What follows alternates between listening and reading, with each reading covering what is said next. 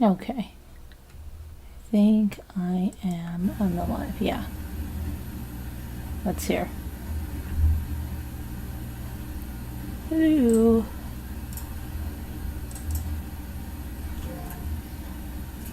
Okay. Okay, I'm going to start with a poll. The reason I was late was because I got some information that, well, I'm going to put a poll up here and see what you guys think, okay? And then I'll tell you I have the answer and I'll tell it to you.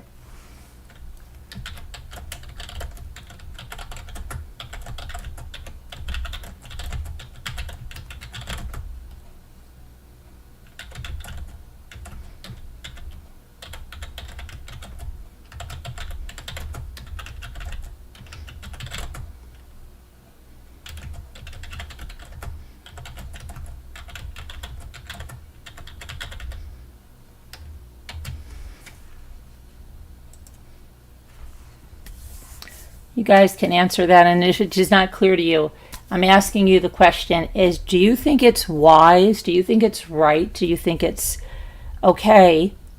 Do you think it's lawful? You can put all those words in there. To lie about what a federal judge says about a party that was in a lawsuit, a civil lawsuit, that he was the judge on in a bench trial. Do you think it's wise to say something that the judge said that is not true?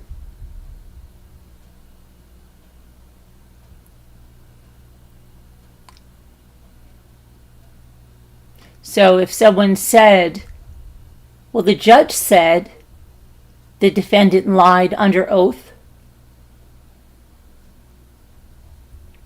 that's what the judge said, and that's not true, and they've said that about a federal judge, is that a wise thing?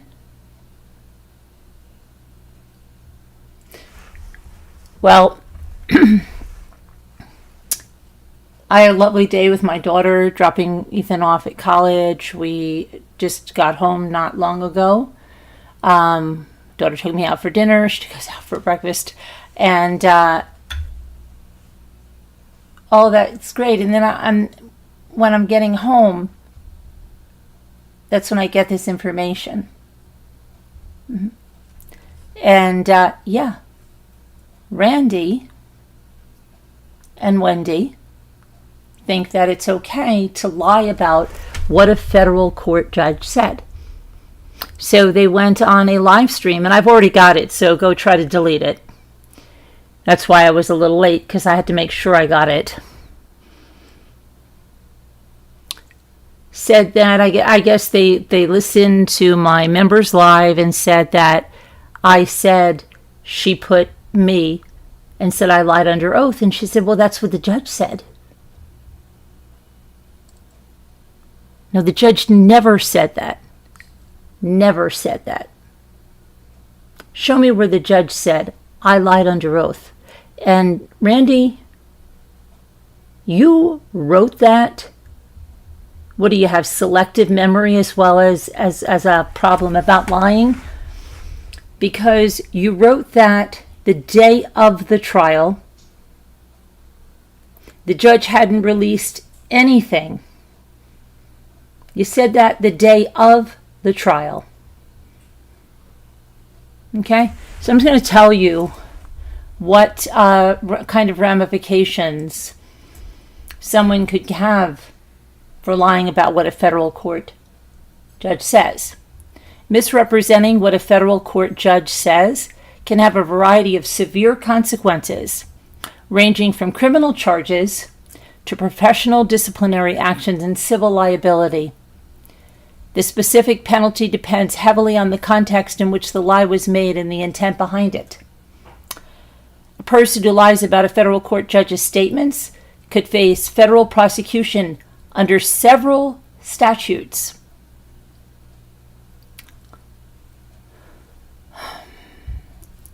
If a person's false statements are intended to influence or impede investigation or legal proceedings, they could face charges for obstructing justice. False statements under 18 U.S. Code 1001 is a felony to knowingly and willfully make a material false statement or conceal information in any matter within the jurisdiction of a judicial branch. If false statement is made publicly, for example, to the media, and damages the judge's reputation, the person who lied could be sued for defamation.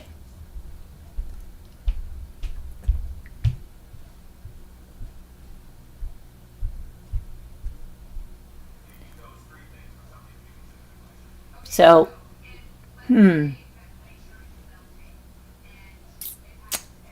that sounds pretty serious.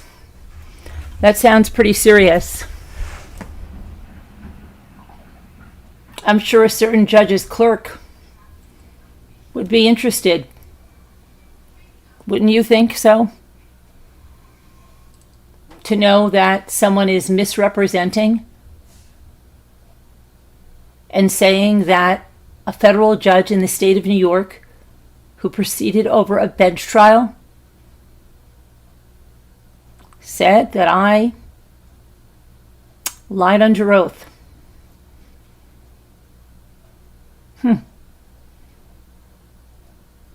And that statement was made publicly and boldly. About a federal court judge. When that was never said.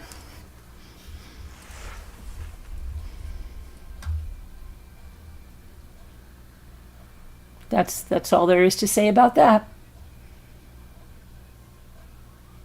Next, I got news that several things happened. Emmanuel Haro's parents were arrested while I was out moving our son into his dorm into college, and we had a wonderful day. Saw the horses, saw the cows, saw all the shops they have on campus and everything. It was beautiful.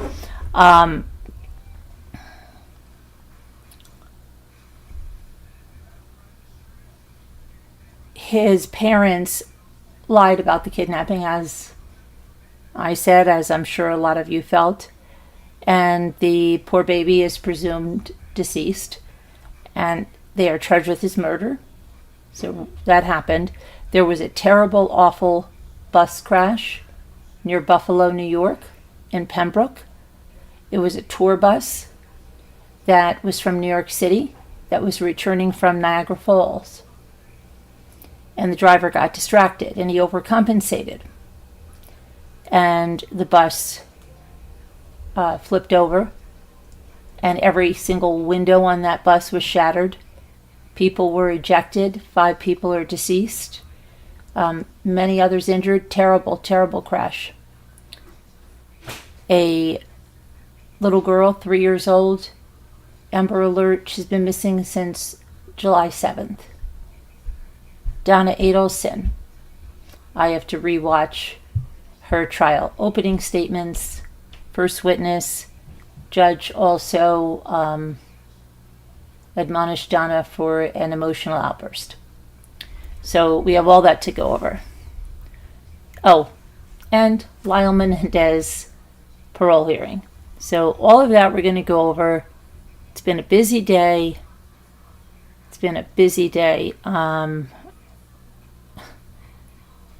I walked almost 8 miles today.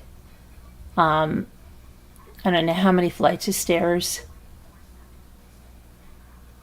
Okay, let me see here. Where the heck? I'm trying to find my live. Oh, here it is. Here it is. Check out that poll.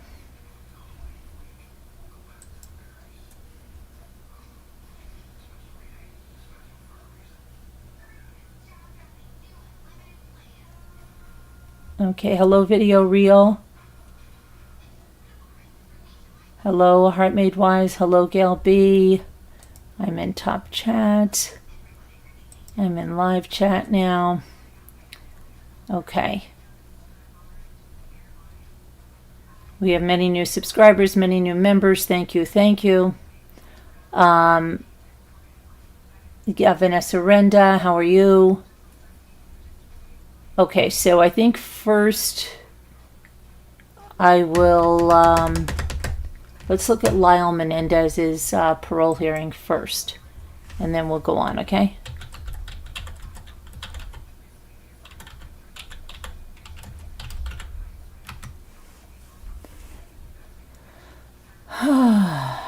So, I don't think it's a big surprise. Do you think it's a big surprise that Lyle Menendez was also denied parole?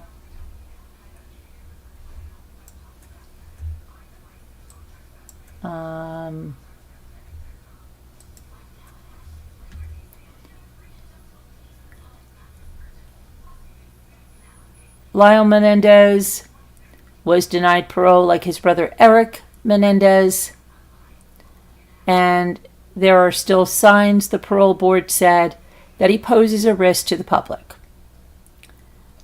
So on Friday, the parole board said they're going to keep him behind bars with his younger brother Eric, whose parole was denied on Thursday. Lyle's 57, and he attended the hearing remotely from the Richard J. Donovan Correctional Facility in San Diego, California. Parole Commissioner Julie Garland, isn't that crazy? Her name is Julie Garland. Not Judy, but Julie. Commended him for his behavior in prison, including his lack of violence, his work on programs, his positive relationship with other inmates and staff. She also noted that he had a strong support network and solid plans for post-release life. But, there's always a but, right? Well, not always, but sometimes. Always remember and never forget, sometimes there's a but. And when there is, there's usually trouble behind it. Or in front of it. Or after it. But, she said, the panel found there are still signs that he poses a risk to the public. And I quote, she said, "You have been a model inmate in many ways, who has demonstrated the potential for change. But, despite all those outward positives, we see you still struggle with antisocial personality traits like deception, minimization, and rule breaking that lie beneath that positive surface." Lyle Menendez's illegal possession of cell phones in prison was another point that was made by commissioners. Garland said incarcerated people who break the rules are more likely to break rules in society. We do understand that you had very little hope of being released for years. Citizens are expected to follow the rules, whether or not there is some incentive to do so. She said that the board did give great weight to the fact that Lyle was under the age of 26 at the time of the murders, and that he was very susceptible to the negative and dysfunctional environment in his home. But when discussing the murders, Garland called out Lyle Menendez's lies to try to cover up the crime and said that he had a poor threat perception regarding the risk posed by his father, Jose Menendez. Garland told Lyle Menendez to stay hopeful and said he needs to be the person he shows himself to be when he is running programs for other inmates. She advised that he spend some time to demonstrate, to practice what you preach about who you are, who you want to be. Lyle is next eligible for parole in 3 years, just like Eric. But the board said he will be considered for an administrative review within 1 year and could be moved up to a hearing in as soon as 18 months. The brothers' relatives have been pushing for their release, and they said in a statement on Friday that they're disappointed, but they're not discouraged. The process for parole is exceptionally rigorous, but we are incredibly proud of how Eric and Lyle showed up with honesty, accountability, integrity, the family said. We know they will take time to reflect on the board's recommendations, and they'll continue to lead, mentor, and build programs that support rehabilitation and hope for others. We know there are good men who have done the work to rehabilitate and are remorseful. We love them unconditionally and will continue to stand by them.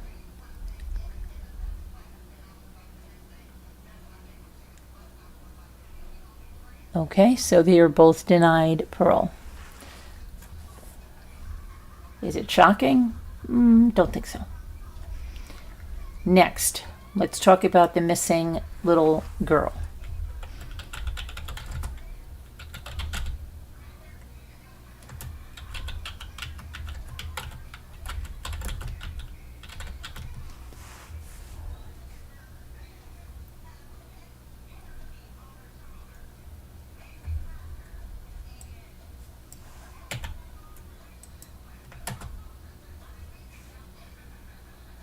Excuse me. There we go.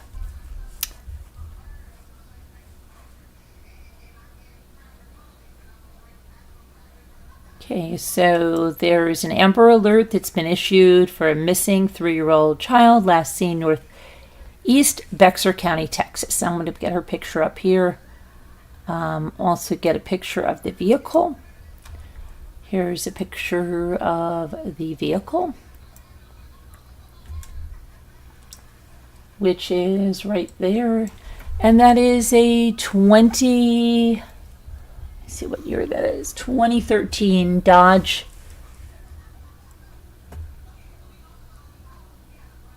And now I know that is a minivan.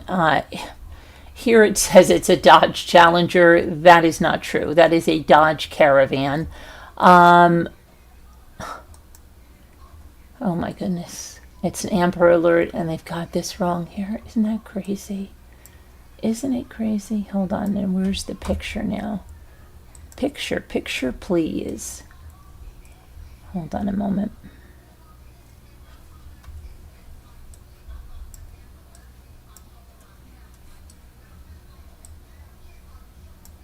Okay, so 2013 white Dodge Caravan. And let's get the child up here.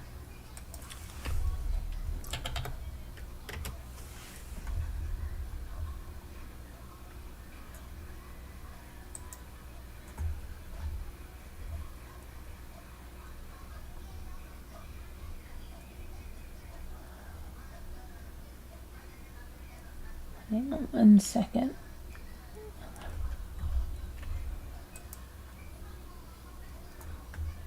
Why is it so hard to get the image of the child? All right, here's the image of the child and the image of the mother. The mother is believed to have taken the child. Now this is so small. Hang on a minute, I've got to make this larger. Larger. Come on. How are people going to recognize this? Let's hope she doesn't do anything to this child.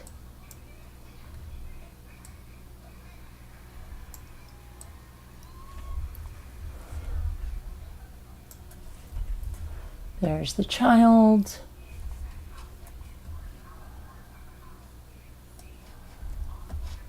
Hold on. Supposed to just have the picture. Thank you very much. Not all of my whole thing, so video reel doesn't freak out because he can't look at all my tabs that are open. It makes him have an anxiety attack. Okay. So we've got that now, and let me bring to you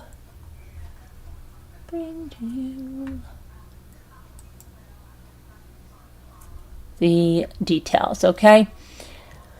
So again, the Bexar County Sheriff's Office needs your help in locating 3-year-old Aurora Bojorquez. I probably butchered that. She's 3 years old, from San Antonio. She went missing. She last seen in July, I believe it was July 7th. Authorities believe her 38-year-old biological mother, Amber Heveland, took her in a white Dodge van. Texas DPS issued the alert just after 9 p.m. August 21st. The missing girl is white. She has brown hair, brown eyes, 2 feet, 5 inches tall, weighs 30 pounds. The mother is also white, has brown hair and blue eyes, 5'2", and weighs 130 pounds. Authorities are asking the public to watch for a 2013 Dodge Caravan with Texas license plate W as in Walter, F as in Frank, B as in boy, 8035. If seen, residents should call 911. Anyone with information on the whereabouts can also call the Bexar County Sheriff's Office at 210-335-6000, or they can email missingpersons@bexar.org. The little girl was last seen near 7100 Oldham Drive in northeast San Antonio, 2 p.m. on July 7th. CPS was investigating the girl's welfare on August 21st. They tried to interview the mother, but investigators could not find them at multiple known addresses. At this time, investigators believe Amber Heveland is intentionally avoiding law enforcement to prevent her child Aurora from being taken from her. Anyone who harbors or hides Aurora Ryan Bojorquez could face criminal charges. Let's hope that she is found safe. Pray she's found safe. Next up, Emmanuel Haro's parents. Okay, Emmanuel Haro's parents arrested. We knew it was coming. We 100% knew it was coming. Father arrested with bare feet.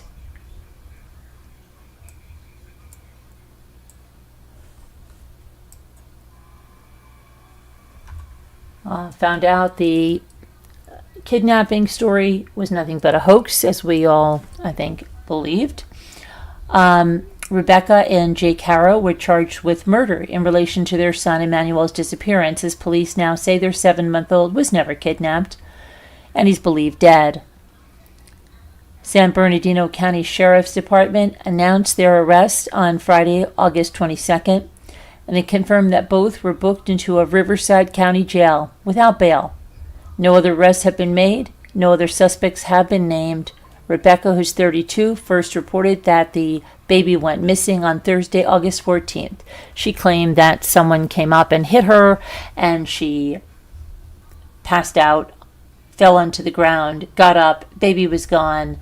She went into a store, then she called 911 and begged for her baby to be brought back, though it didn't seem that was the case. And it wasn't. Authorities said on Friday, August 22nd, that Emmanuel's kidnapping didn't occur, based on the evidence, which included numerous interviews, search warrants, and closely analyzed digital and electronic evidence.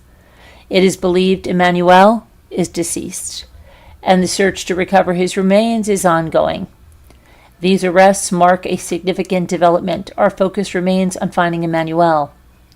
The circumstances surrounding the investigation are tragic, and we will continue to search for Emmanuel, said the sheriff, Shannon Dykes.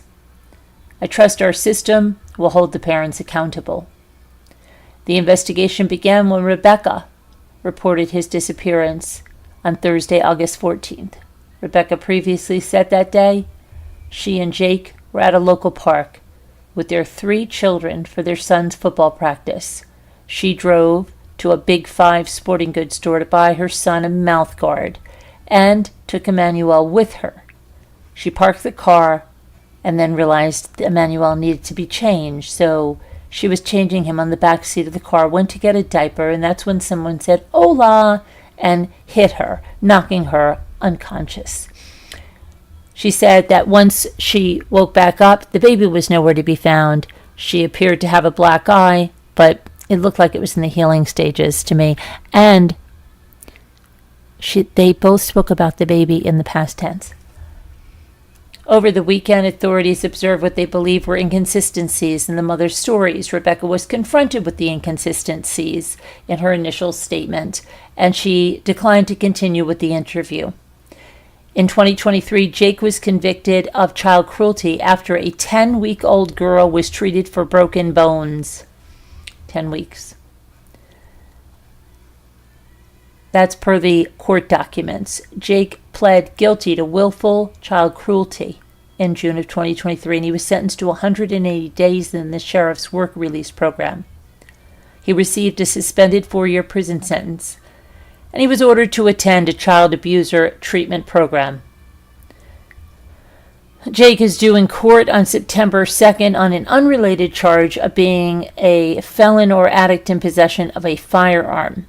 Anyone with information related to this case is urged to call the homicide detail at 909-890-4904. So, really,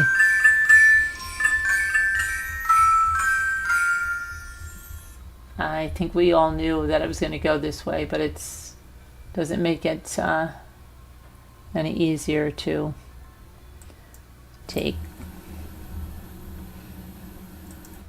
Okay, let's see. Next. Hi, Jane Grill.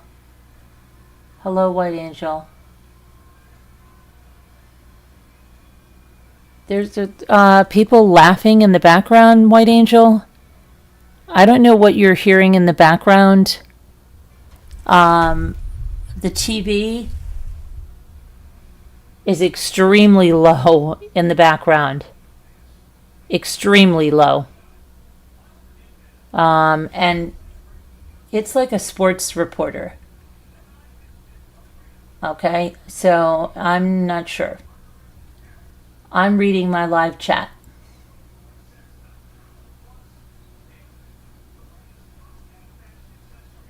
Where is Jimmy? Where is Jimmy? Why? What's going on? Watch the weather. Okay, storm's coming. All right, well, we're going to go over what I have said. Oh, there's Slam RN. Slam RN, I was just thinking about you the other day. I haven't seen you in a long, long time. How's it going?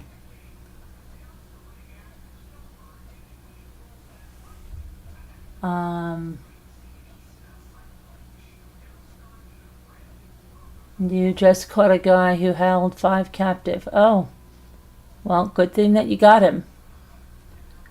Americans should not travel. Okay, storm's coming. Alrighty, we'll take a look at that after.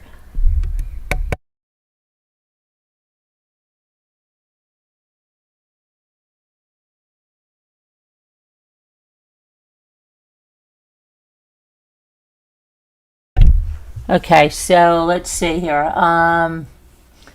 Yeah, very sad case. Babies. I think, but we all knew, right? I think we all knew that this was going to be the outcome. It was clear. Again, doesn't make it any easier. All right, and then we're going to talk about. Let's see what we've done so far, right? Let's go to. We've done Lyle Menendez, we did the Amber Alert, we did Emmanuel Haro, and we're going to go over Donna Adelson next here. Donna Adelson. And also I'm going to touch on, well, let me do that bus crash because I told you about that.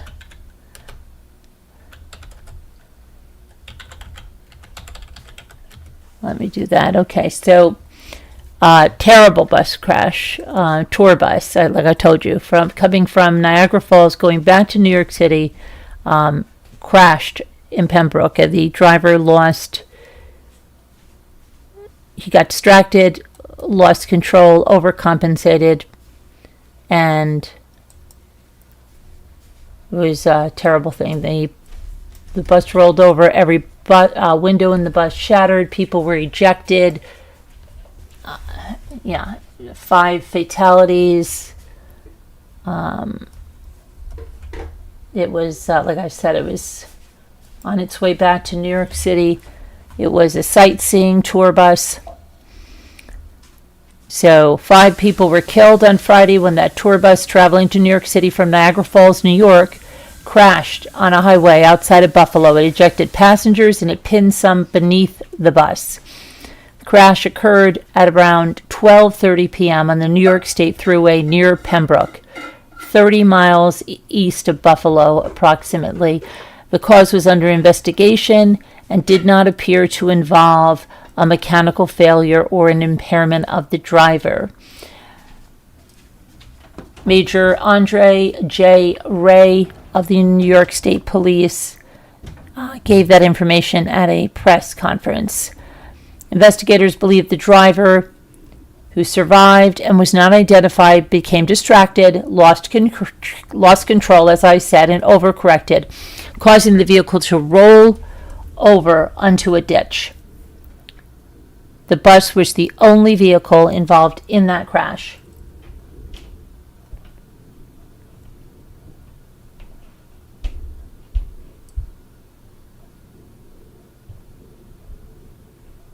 The National Transportation Safety Board dispatched a team of investigators to the crash site, and they're expected to arrive Saturday morning. A state police spokesman, Trooper James O'Callahan, said earlier in the day that a child was believed to be among those killed, but Major Ray said at a news conference that all of the people killed were adults. Their names were not immediately released. The bus had 54 people on board at the time of the crash. 52 were passengers. 2, including the driver, worked for the bus operator, which was identified as M&Y Tour Inc. of Staten Island, New York. Trooper O'Callahan has said that the bus was traveling at full speed when the driver lost control. When they were asked to clarify what is full speed, they said they did not have information about the bus's speed. Every passenger on the bus had at least some sort of cut, bruise, or abrasion as an injury. Most of the passengers were from outside the United States, including India, China, the Philippines, and Middle Eastern countries. Many were ejected when the crash occurred. It appeared the passengers, many of them at least, were not wearing seatbelts. By mid-afternoon, the seriousness of the crash was clear from the flashing red and yellow lights of the more than 36 emergency vehicles that lined both sides of the highway as the rescue operation was in progress. At about 3 p.m., several firefighters set up a black tarp to shield one side of the bus from public view, and they kept reporters and other lookers hundreds of feet away. The governor said that she had been briefed on the tragic tour bus accident and that her office was coordinating closely with the state police. My daughter was seeing this as we were in upstate New York today, and she had been not far from here yesterday. So, she was telling me about this terrible, terrible thing, terrible. So a doctor, Dr. Samuel Cloud, who's the chief medical officer at Erie County Medical Center, one of the hospitals where the injured passengers were taken, said that this is probably the most trauma patients from one incident that he has ever seen in his career here in Buffalo. 24 patients were brought to the hospital for head injuries, broken extremities, and internal injuries. Dr. Jeffrey J. Brewer, the head of surgery, said. Dr. Jennifer Pugh, Medical Center's chief of emergency medicine, said 20 crash victims were still being treated as of 4:30 p.m., including 2 who were in surgery. With the victims being of various nationalities, the hospital had to bring in 15 to 20 translation devices to communicate with them, according to Dr. Pugh. Some of the patients spoke English, and they were able to communicate with doctors more easily. 6 people were treated at the University of Rochester Medical Center, including 2 who sustained critical injuries and 4, including a child, who were medically stable. The president of Mercy Flight, Margaret Ferrantino, said the organization's helicopters had made multiple trips from the crash site to local medical centers. By 2 p.m., helicopters had taken 2 injured children to a children's hospital in Buffalo, one to Erie County Medical Center in Buffalo, and another to Strong Memorial Hospital in Rochester.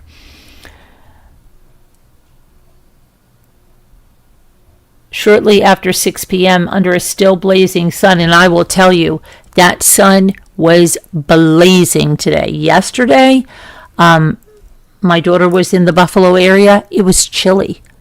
Today, it was blazing. It was blazing where we were. I think I literally can't even tell you with how many trips and everything. Oh my gosh. It's easy to become dehydrated. You can sweat like crazy. It was humid. You had to drink a lot of water. But it was scorching. And a large truck began to pull the bus from the grassy area where it had rolled onto its side. And then as dusk fell, a little more than an hour later, an industrial-sized tow truck hauled off the vehicle. Every window in that bus smashed. Broken luggage bay doors offered evidence of what its passengers had endured. By 8:30 p.m., several of those passengers were at a senior center in a quiet tree-lined section of Buffalo, New York, that had been set up as a discharge point for those who had been released from the hospital and was a gathering place for their families. An Erie County executive, Mark C. Polenkars, said the victims would be taken to hotels to spend the night. Others remained in the hospital, continuing to recover, some with family members at their side. Very sad. Yeah, prayers for all of them. Very, very sad.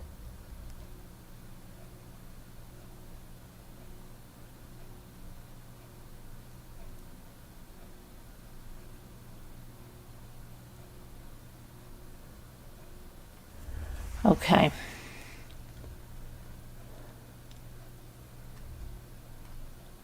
Let's go to now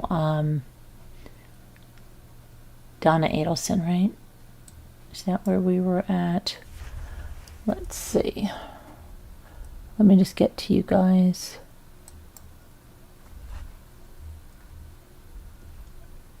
You're going to bed, Heart? Good night. Hi, Murder of Crows. How are you? Oh, wait a minute. I'm in the wrong live. Sorry. I'm thinking, why is Murder of Crows saying lion and lint? What the heck? Sorry. Okay. Now let's see.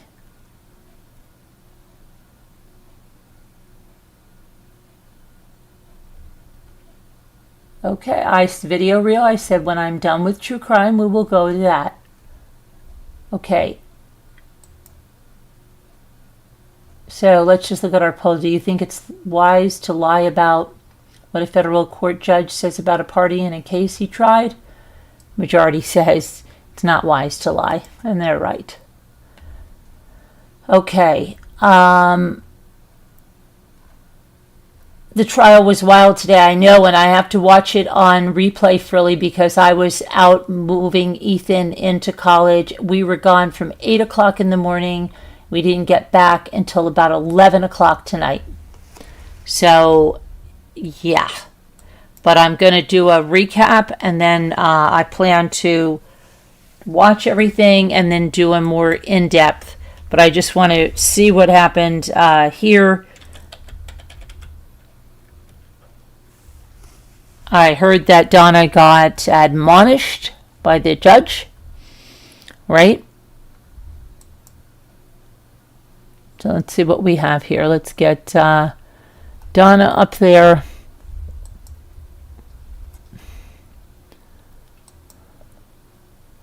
Oh, Donna. Oh, Donna.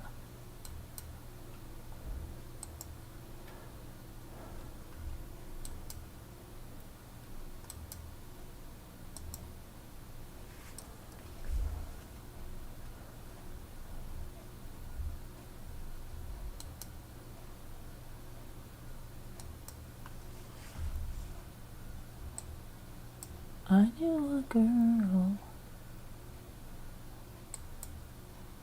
Donna was her name.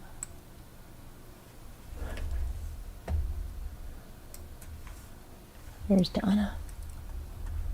There's Donna. All right.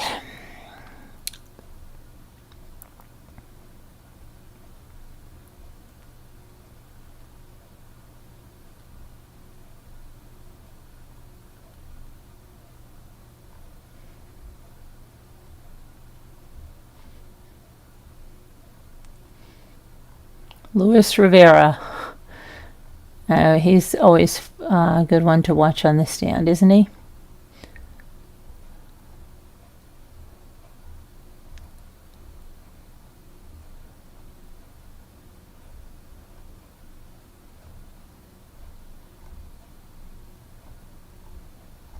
Okay, I'm going to have lots to go over here. So let's get to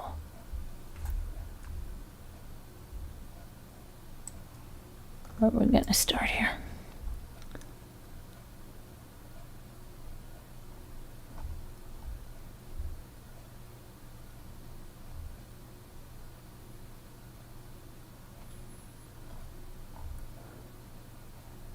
Donna Adelson. Harvey.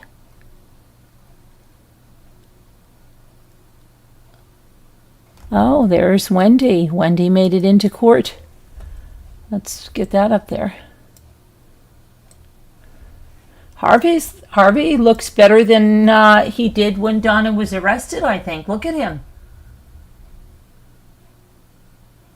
He looks better than when she was arrested. Remember how worried she was about him, that he was so frail, and there's Wendy wearing black. That's Harvey and his daughter during a recess Friday in court.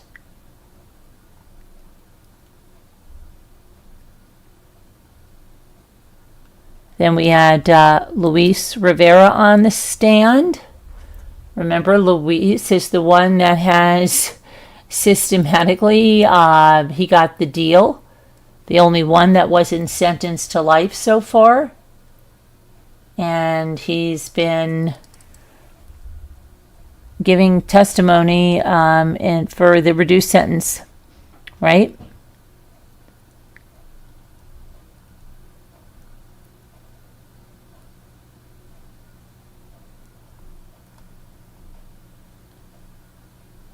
Georgia Kappelman, the prosecutor.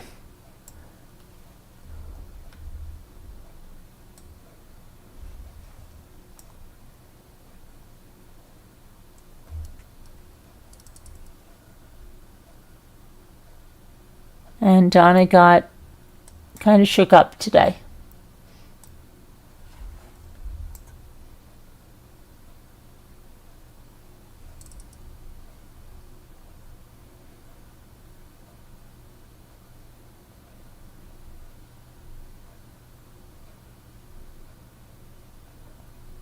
So let's see what's going on here, right? We had some other witnesses besides Luis Rivera. We had James Geiger, who was Dan Markel and Wendy Adelson's neighbor. He's also an investigator. But there was David Sims, a former sergeant for Tallahassee Police Department, and Joanne Maltese, a retired Tallahassee Police Department forensic specialist.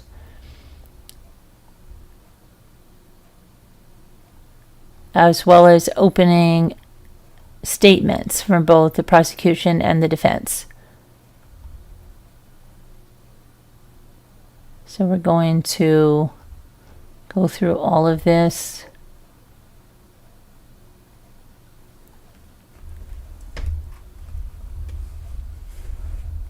Something interesting. The prosecution showed text messages like this. Make your attorney understand you will not be held hostage in Tallahassee. You do not have to be a prisoner in Tallahassee to accomplish this. And those were shown by Sarah Catherine Dugan, ASA, in the opening statements.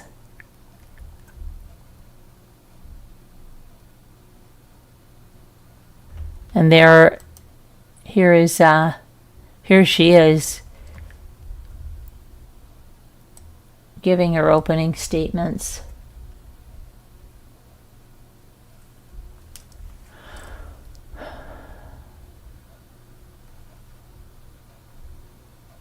And here's some more of Donna's text messages that were shown.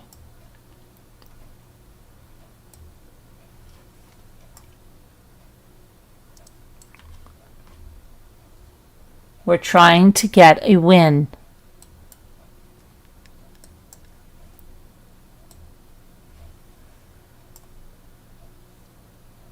Let's show this effer what will make him absolutely miserable.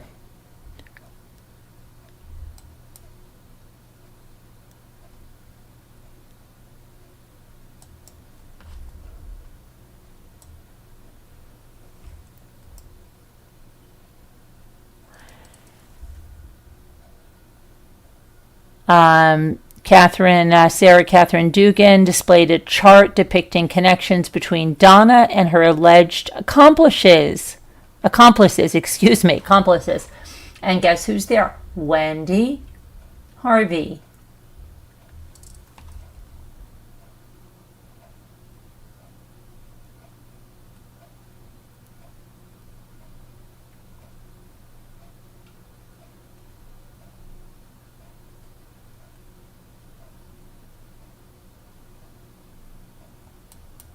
Dan Markel's family was in court to see their son receive justice that he deserves. This is Dan's mother. This is Dan's father.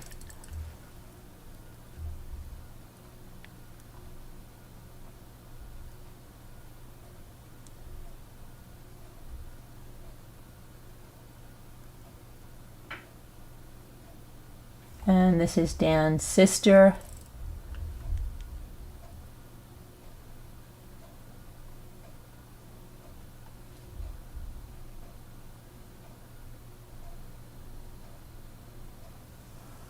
Okay, so now that we've gone through that, okay, hold on, why is that? I don't know why that's like all up there.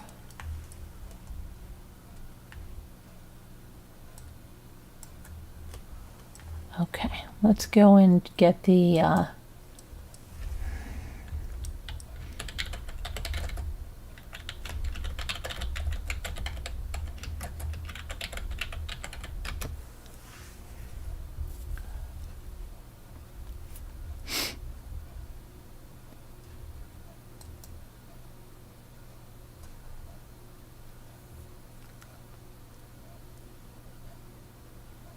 in opening statements in the same Tallahassee courtroom where Charlie Adelson, Donna's son, was found guilty in 2023. The opening statement started.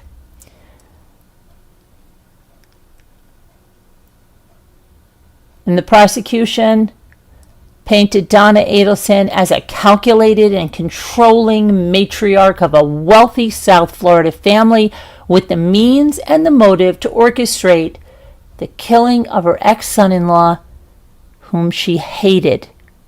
The disdain grew from his standing in the way of letting her daughter and 2 young grandsons leave Tallahassee for South Florida to live closer to the rest of the family. Authorities say the Adelsons considered offering Dan Markel $1 million to let his ex-wife and sons relocate to South Florida after he got a court order barring the move. Instead, prosecutors say members of the family began to plot his death. And Donna Adelson was a driving force. And I quote Sarah Catherine Dugan when she said, "The defendant said that she would never, never, never give up and never stop fighting for Wendy and the boys to be relocated to Miami, and she never did. The defendant acted in furtherance of this murder plot that went beyond just thinking about it or talking about it, and these acts make her guilty as a principal in the first-degree murder, just as if she was the one pulling the trigger in the garage herself." So let me just let's get a picture of Donna up there while we're doing this.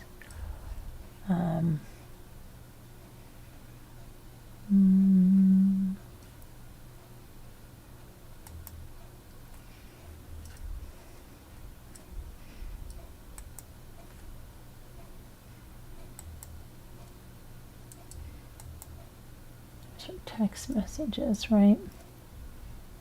Okay, we'll leave the prosecutor on there right now. Dugan.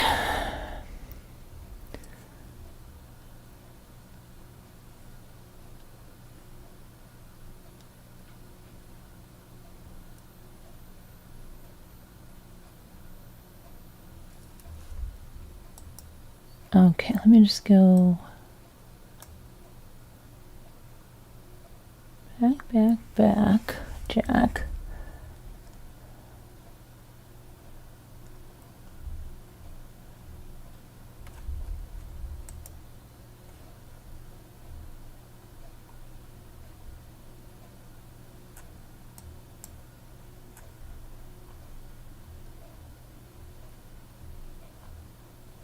Let's get Donna up there. Let's see.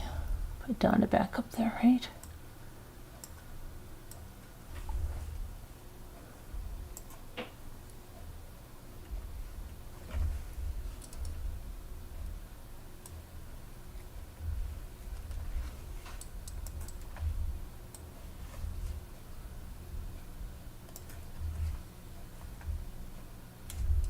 Okay.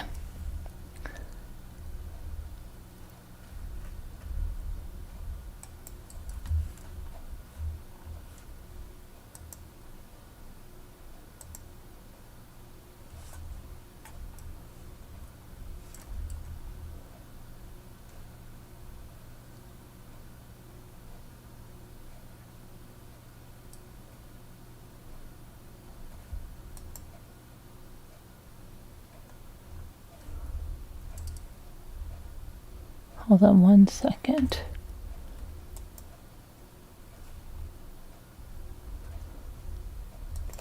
All right. Sorry that I'm jumping around, but I'm juggling all these pictures, and I want to make sure that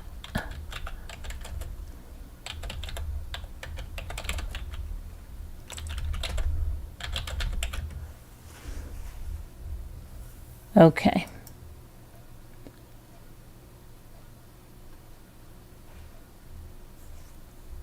So Donna, the matriarch, the one that's going to make this happen, and like the prosecution said, is guilty as if she pulled that trigger in the garage herself, right? Absolutely. Now, In the defense attorney's opening, they insisted that the state does not have sufficient evidence to link an aging grandmother to a murder plot. They acknowledge that plot was devastating and outrageous in its cruelty. They emphasize the roles that were played by others, including the hired gunman and Adelson's own son, Charlie. Prosecutors say handed over the money to pay for the murder. Defense attorney Jackie Fulford discussed what she described as a sensational and headline-grabbing story that is told by prosecutors about a matriarch mastermind for which the lawyer argued, "There's no evidence." And I quote her saying, "It is truly outrageous. But what's more outrageous is, without any evidence, only motive in theory, they put her at the top of this pyramid." A week after Donna Adelson's son, Charlie, was found guilty, in 2023, she herself was arrested at the Miami airport as she was getting ready to board a one-way flight to Vietnam, a country that does not have an extradition treaty with the United States. Harvey, as well as daughter Wendy Adelson, have continued to deny any involvement in the murder. They have not yet been charged.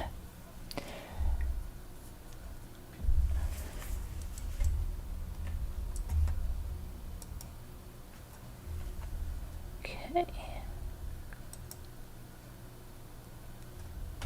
Let's go to...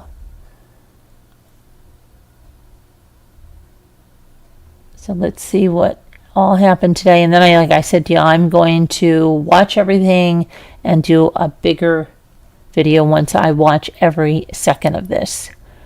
But I just want to do a recap right now.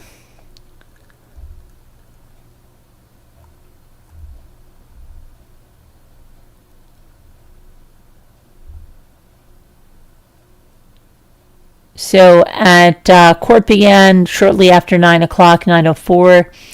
There were 14 jurors in the jury box. Harvey Adelson was in the courtroom. He is sitting in the first row of pews behind the defense. Judge Everett granted in part a motion in limine for the defense.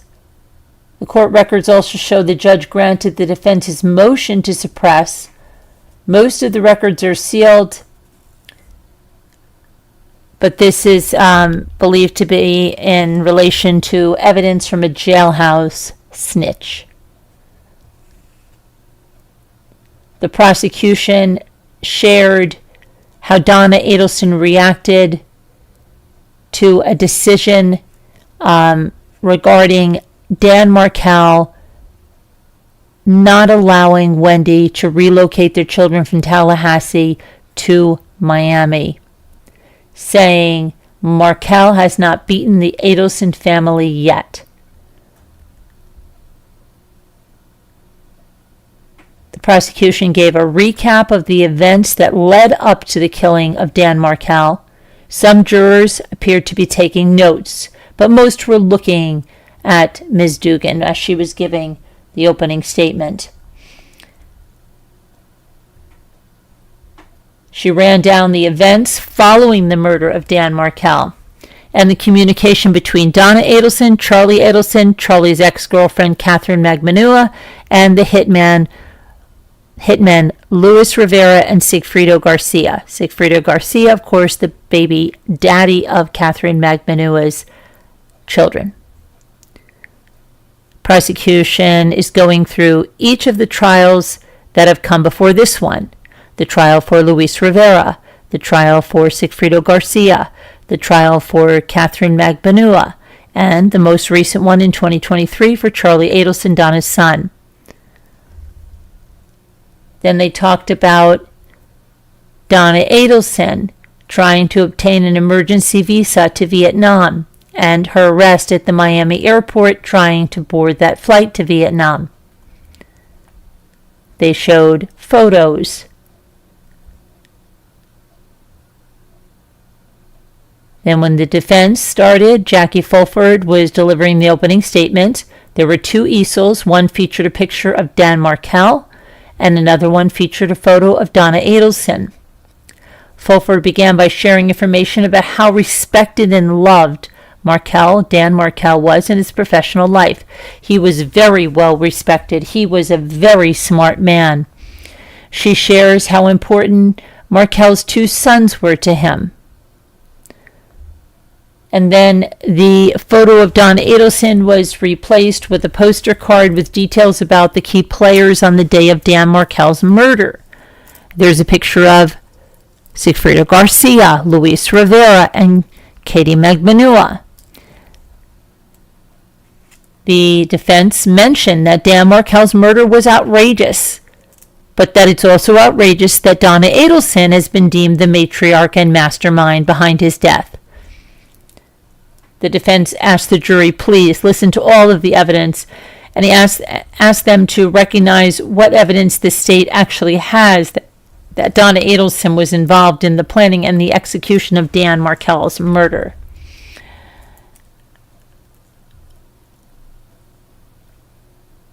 And then after the defense wraps up the opening statement, it was a lot shorter than the state's.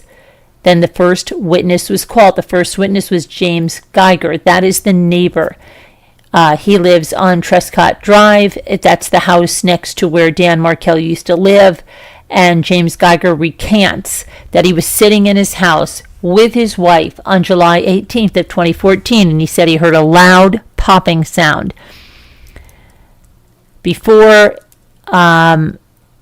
he describes a light-colored car backing out of Markel's driveway very quickly, and he recounted where he found Dan Markel after he'd been shot in the head in his car in his driveway. He describes a head covered in blood rolling from side to side, and he said, I'm calling Danny. Danny, what happened? They showed photos while he was testifying of Dan Markel's house and photos of Dan Markel's car. And at one point, Georgia Kappelman had glass from the window of Danny's car. They showed photos of Dan Markel when he was in the hospital, when he was still alive in the hospital following being shot.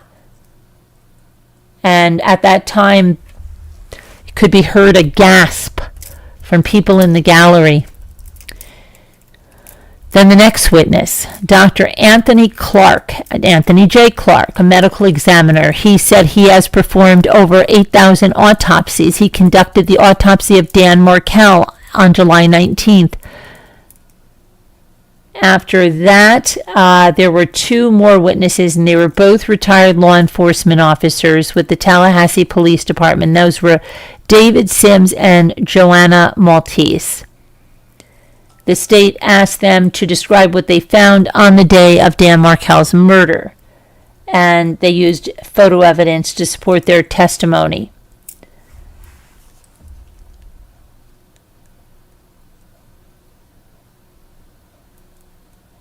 Dr. Clark described images of Dan Markel's autopsy. Some of the photos were x-rays, but others were more graphic, that showed the gunshot wound, the bruising, and the swelling on Markel's face.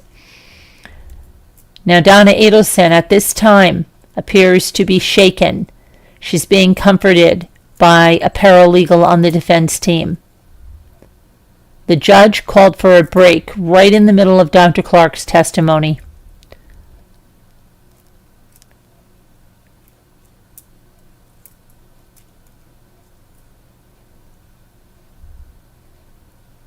State then called Craig Isom, a former investigator with Tallahassee Police Department. The prosecution asked him about when he broke the news of Dan Markel's death to Wendy Adelson, and about what he knows about the Adelson-Markel divorce, which he called contentious. The state dropped a large binder of information with all the paperwork for the divorce, starting from the initial filing and ending with Dan Markel's death. Now, the jury had another break because the judge said he's thinking of sending the jurors home because he feels like they're wasting their time because motions are being discussed that should have been brought up before trial, particularly relating to divorce filings. And the judge said, if we have to go through every single state exhibit, we will do so.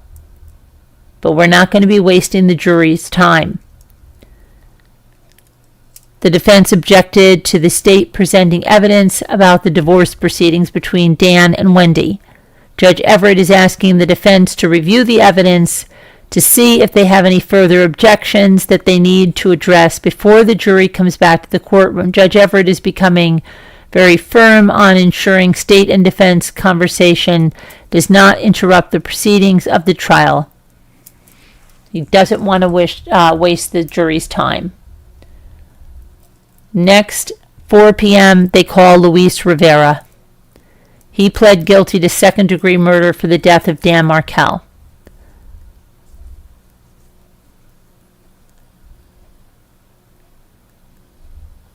And so that's like a real brief. I told you I'm going to watch this entire thing probably tomorrow and give you the full details because, again,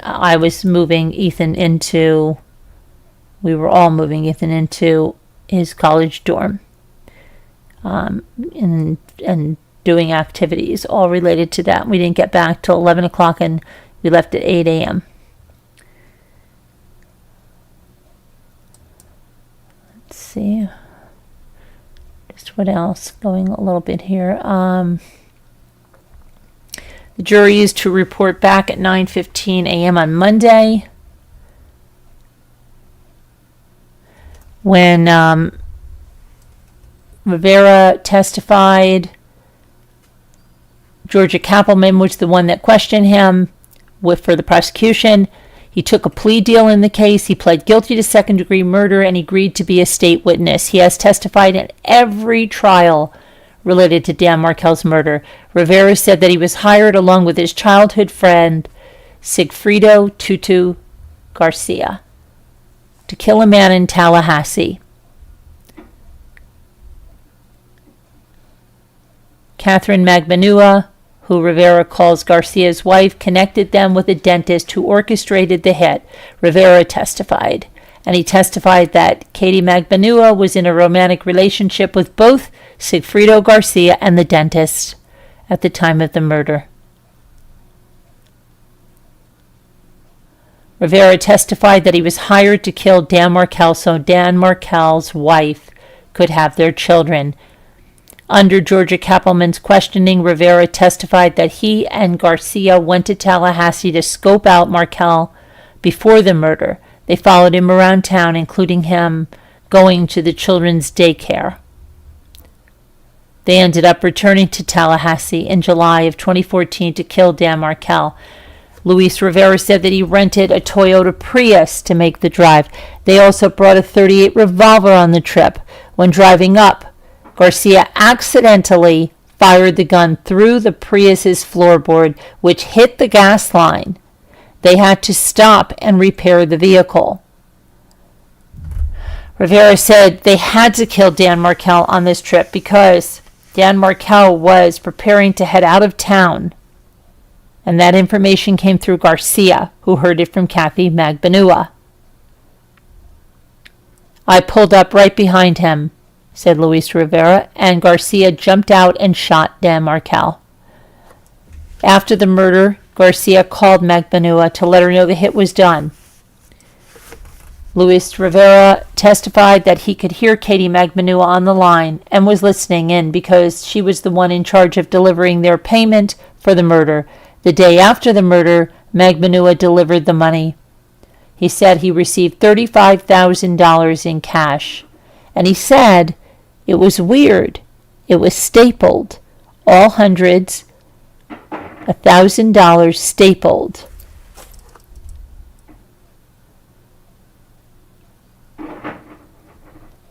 And we know that from the other trial that Charlie did that, stapling the money.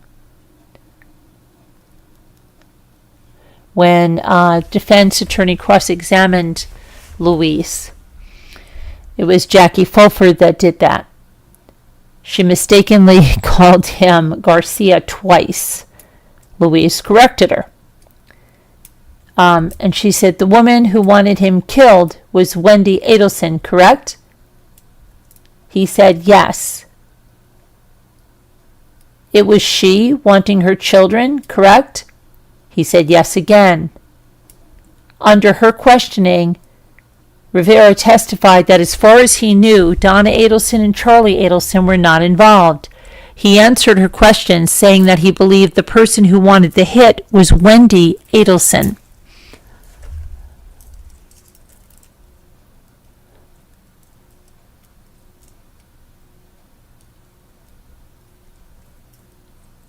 Donna Adelson has not endorsed the double extortion story her son tried to sell his jury. Donna Adelson's defense acknowledges her son's role. Second, the defense was able to elicit testimony from Rivera that it was Wendy Adelson who wanted to move her kids and wanted to do the hit, not her mother, Donna Adelson. Prosecutors still have many more witnesses to call, and they said their theory of the case is that Donna Adelson hated all things Dan Markel.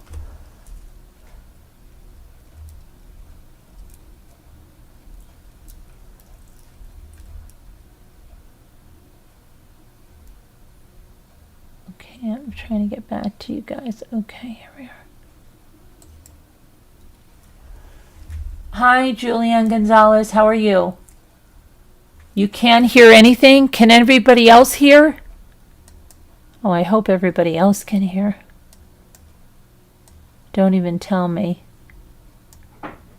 Let's see.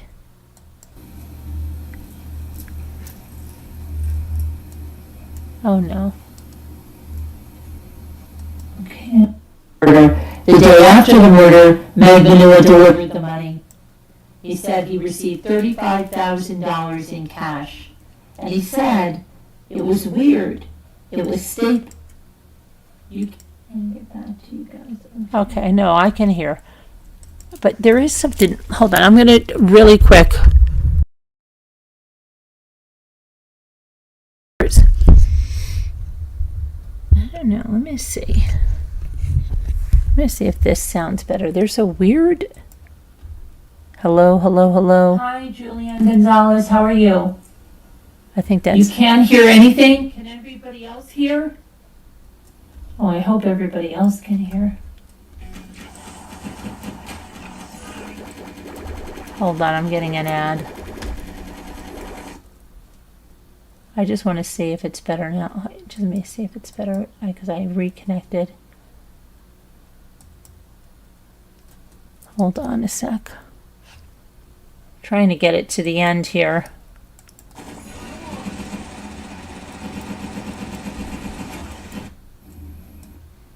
I'm getting an ad. Okay, I think it's. Let me hear it. I just want to see if it's better now. Let me see. I think it is better now. Reconnected. Okay. It is better now, so I'm going to just keep it like that. All right. So there we go, and again it's in there. Ow, stop it. All right, very good, guys. So you value time over money on Fridays. I feel rich. Happy weekend, everybody. Happy weekend, Julianne Gonzalez.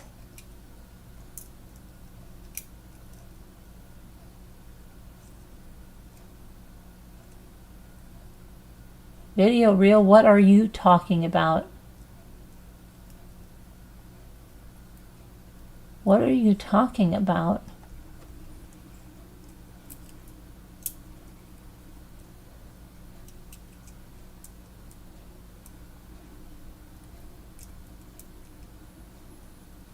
Video reel. I have an agenda. When I come on, I'm going to do my agenda. And then I told you I will look at what you're talking about. You've got to relax a little bit. Video. You can't just come on and try to derail the whole program. I've had a very long day from 8 o'clock in the morning till 11 o'clock at night. And I'm here and I have an agenda. I'm going to go through the agenda. Okay? I don't know anybody else doing a show that's going to just stop it and do something else. Yeah, I have an agenda. Yeah. That's how you work here. You have an agenda. Okay? Now you want me to look at some weather? I'll look at some weather now that I'm done with everything on the agenda. It's not going to change a thing about the weather, okay? I'm not that powerful that I can change the weather. I talked about a lot of very important things, including a bus crash in New York and a missing child, and a child that unfortunately was murdered. So, yeah, and about a man who is, his whole family is just trying to see justice. Then he's killed in 2014, and we're still having trials. These are all important things, video.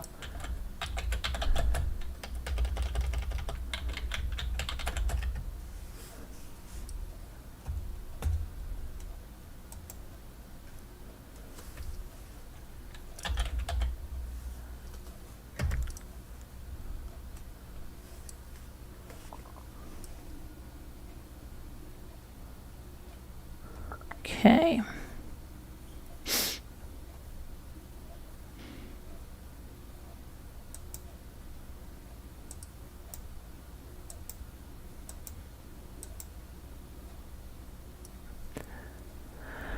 Are you talking about evacuations underway after a massive oil plant explosion in Louisiana?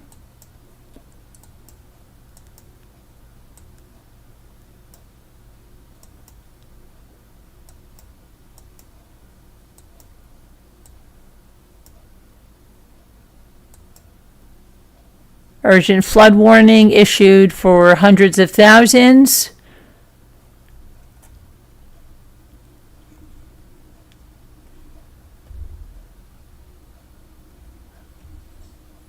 Let's see. Hundreds of thousands of residents of Charleston, South Carolina, were urged to act now.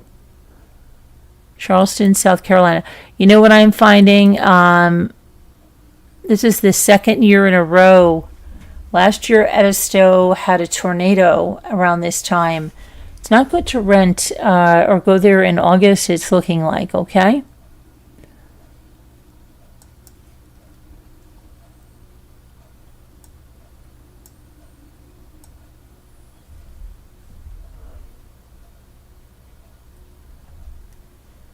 So there we have Charleston. Flooding is flash flood warnings for the area, slow-moving thunderstorms, and torrential rainfall.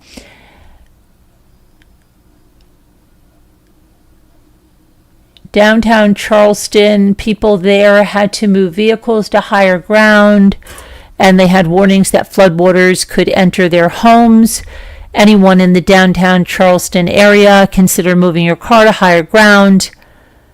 The risk for flash flooding will increase rapidly very soon. This is Friday. Expect road closures to occur. Water may also enter homes. At 1:22 p.m. local time, over 40 roads were closed in downtown Charleston because of flooding. Roads are also closed in Mount Pleasant and North Charleston. Slow-moving thunderstorms stretched from North Charleston and Daniel Island south to Rockville and Kiowa Island. As much as 3 inches of rain has been reported in the area, with an additional 1 to 2 inches possible. Friday afternoon, flash flooding is ongoing in many areas and will continue. A new daily rainfall record has already been set in Charleston at the Charleston International Airport. As of 12:39 p.m. local time on Friday, the airport reported 2.95 inches of rain. Let's see here.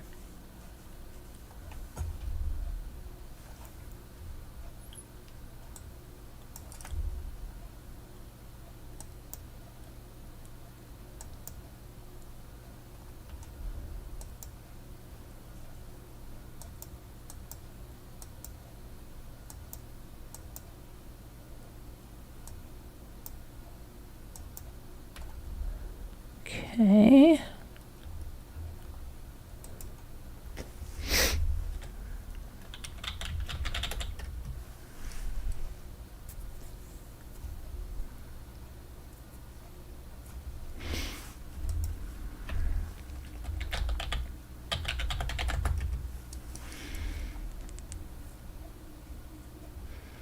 Hurricane Erin brings dangerous surf and flooding to the East Coast.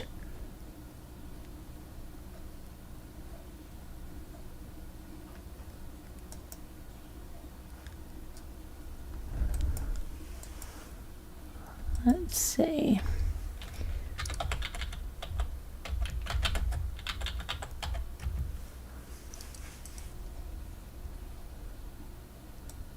Rip current threats.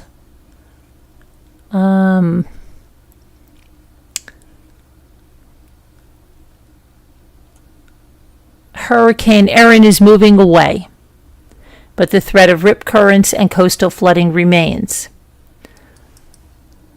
Meteorologists first began watching an area of instability that eventually formed Hurricane Erin several days before the storm was named Monday of this past week. Thanks to warmer waters in the western Atlantic, Erin began a period of explosive rapid intensification starting on Friday, going from a tropical storm to a Category 5 in just under 30 hours, and from a Category 3 to a Category 5 in just under 6 hours.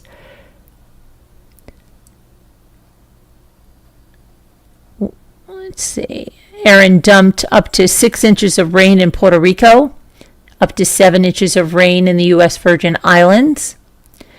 Winds gusted to 53 miles per hour in Turks and Caicos as Erin passed near the group of islands southeast of the Bahamas earlier in the week.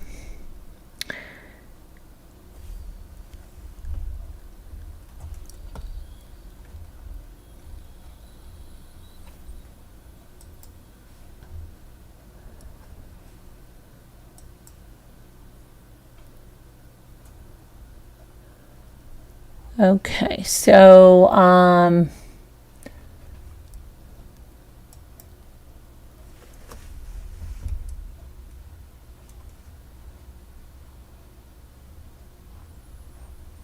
hold on a sec. What is going on here?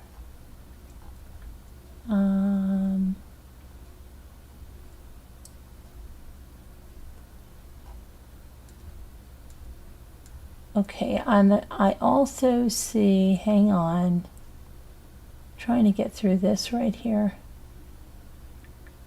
Video Reel, thank you for the super chat. To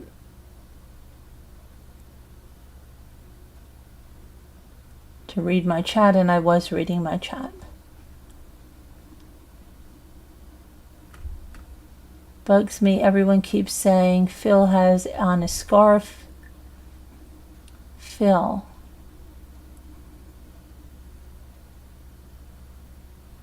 Not sure what we're talking about Phil.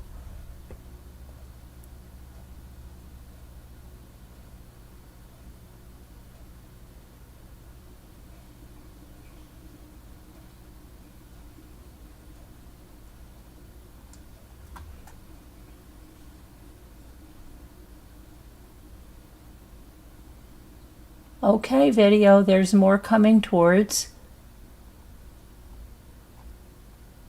I'm just telling you what I see.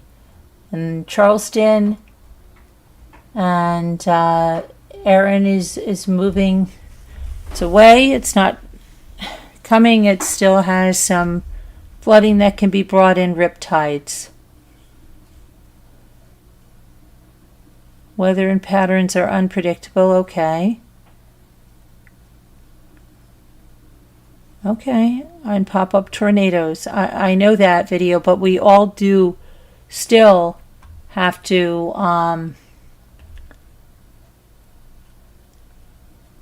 it can mean that, and it I mean, we all have lives to live too, and I mean, if we're not in an area where there's active flooding or something actively happening,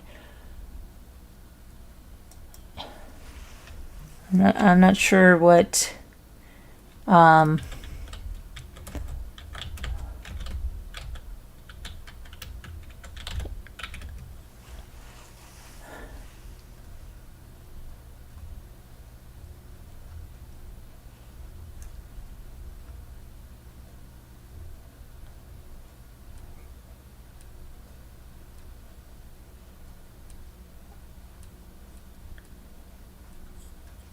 you said like nobody should be traveling, but thankfully, where I am, it's okay. And we had to travel. And we're going to be traveling around the next 2 days because of things we need to do. So,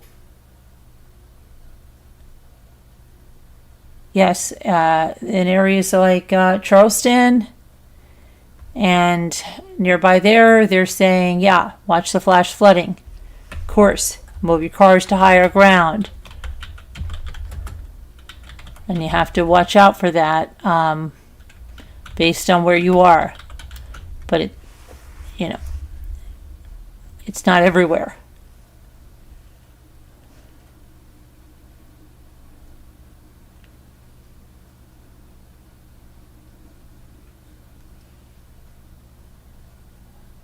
Okay, and I'm not seeing. I've went on several sites. Anything other than what I've just told you.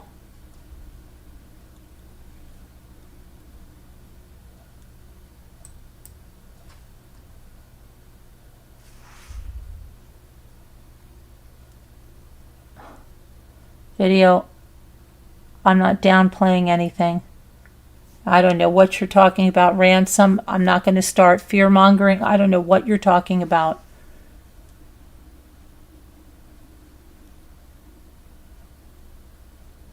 Yes, it's exactly, Julianne. It seems like he just started kindergarten, and now we just kept going back.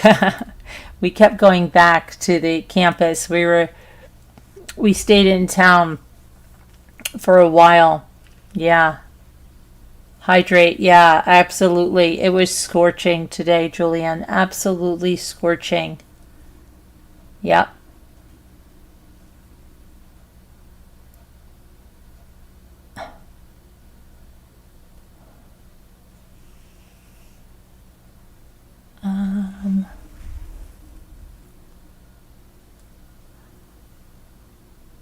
Oh, Phil Markel, the father.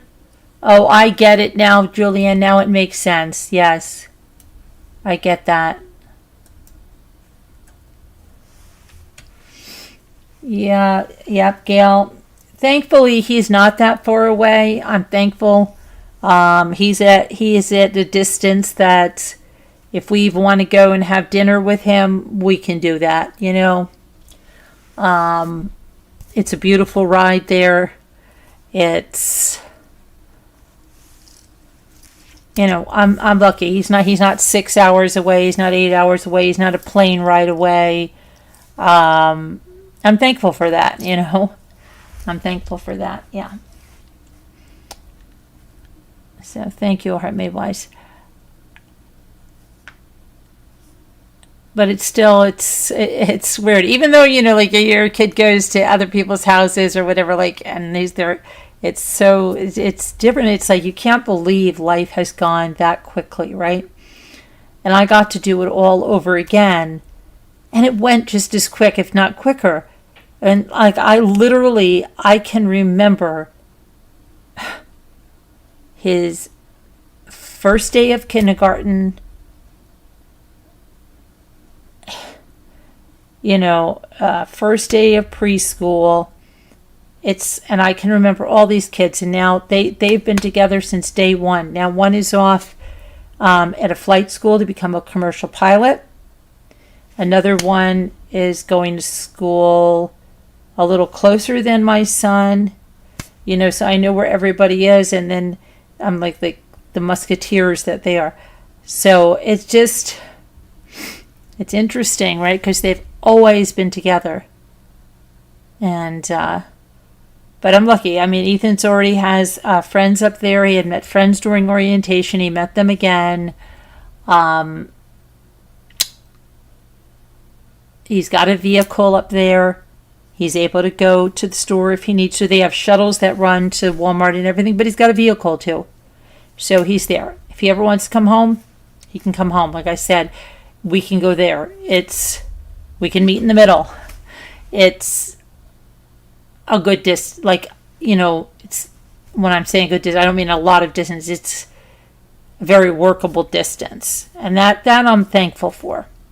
Because I can't imagine if he would be somewhere like in Oregon or Washington State or Montana or Colorado, and it's a big ordeal to go to see him, So, I don't know. Okay, video, have a good night. And it's something. It's like the whole dynamic changes, and no matter what you do, you're not going to slow that down. Even, you can do it all over again, and it's still going to go so fast, and you're never going to get everything you wanted to get done in that time frame. It's just, it can seem like, I know when you bring home a baby from the hospital and they're getting up, and people will tell you like, oh my gosh, this is not going to last. Like, don't blink. It will,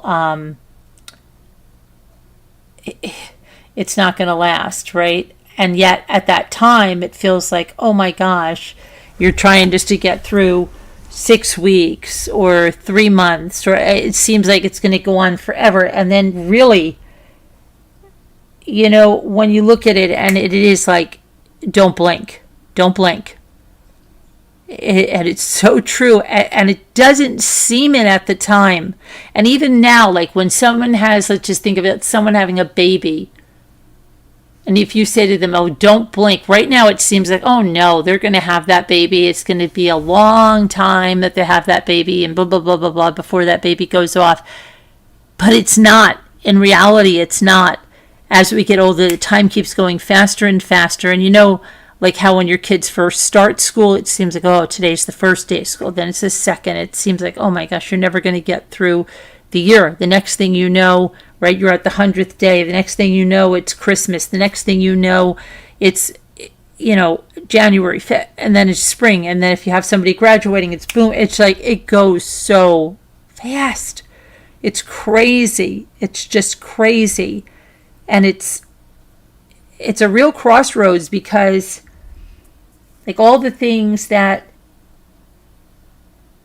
the projects, everything you think you're going to do when you have kids, right? And you plan, and you're like, wow, how did that time go so fast? But you did do a lot of things, but it's like, you know what I'm saying? You go through all of those emotions, and now you're bringing one of yours off to college, and it's so crazy. It's just crazy. Because like I look at him and he's little. He's like, he's too little to be there. He's still that kid going to kindergarten when I look at him. Yeah, time goes, little lady says, hi little lady. Little lady says, time goes so fast it makes me sad. Right, little lady? It really, really does. And when you look at actors, and that's why I can't even watch award shows anymore, because I see how old, and it's like, it gets very depressing for me, because it just puts me in a bad place. Even now, my daughter and I were listening to like serious radio, like stuff from the 70s. Like you get to some singers and you're thinking how old they are now, and it gets depressing. it gets, I don't know, it just gets depressing for me because I don't know, it's just, it gets really depressing for me, and I can't even, well, I know I'm explaining it, you're understanding it, but it's like when I had my parents alive, it seems like everything is okay when your parents are alive. And then when you lose your parents, you become like, oh my gosh, look, they're gone now. You know, we're going to be gone. That's all there is. And I know, yeah, it's just, I don't know. It's just so many freaking emotions, and there's nothing you can do to stop it. You can just try to make the best of every situation you have. Don't waste your time. But it's hard. There's so many freaking emotions in it. It's so many emotions. It's just crazy. And it's a blink, right, Julianne? And no matter what, you could say when you bring that baby home, I'm going to savor every single moment of it. And believe me, because I did it a second time, but it still goes by in a blink. It's crazy. And I can remember like just so clearly him starting kindergarten. And yet I look at that kid that was, you know, walking on the thing, because we were sitting in the car, we went back like the third time. And I'm just like, I can remember what he wore to the first day of kindergarten. I can remember the feel of, it just, that's how clear it is in my head. And I can see that today, you know. And I hugged him so much. He hugged me so much. You know, it's like, but he's ready. He's ready. He is ready. And he's blessed. He's going to a college that's not too big nor too small. He's blessed with so many things at this college. Like my daughter said, she goes, Mom, if I was ever having a bad day, I would go to the horses, and I would sit by the horses, or the dogs. You know, they do a lot of dog training there too, and there's just so many beautiful things. There's where I told you I'm going to bring the pineapple plants, beautiful atrium, and they have it filled with plants, but they also have like beautiful seats in there where kids can just go in and sit amongst these beautiful, beautiful plants, trees and everything. And even in the middle of winter, you could have the snow outside, and you can sit in there. So he is in a wonderful, wonderful place. So that I'm very thankful for. But it does. It just goes so quickly. So quickly.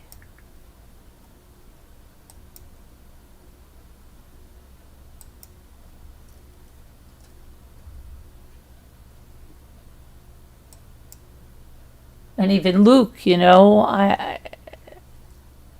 that's they're buddies, you know.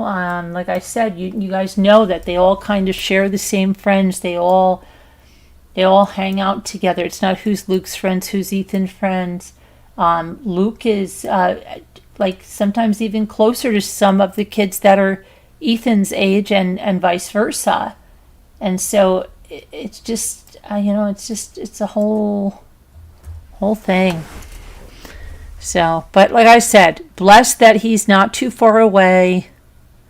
You know, blessed that we can go there when we want. We're already planning on, we're going to be there next week or something to have dinner with him and stuff. But yeah, I mean, it's great.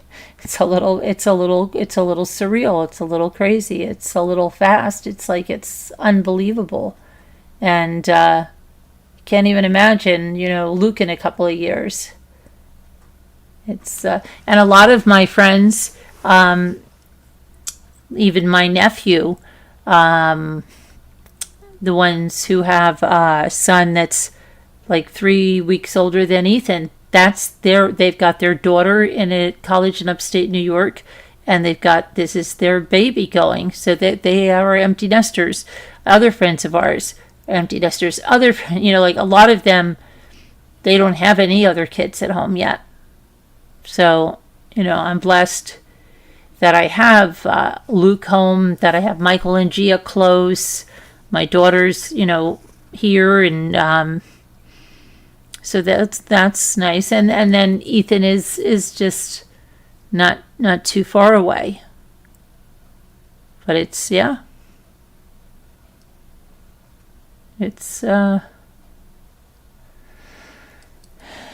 difficult, right? It's a transition. But he'll be home, for Christmas, and then, he'll be home during the summer, and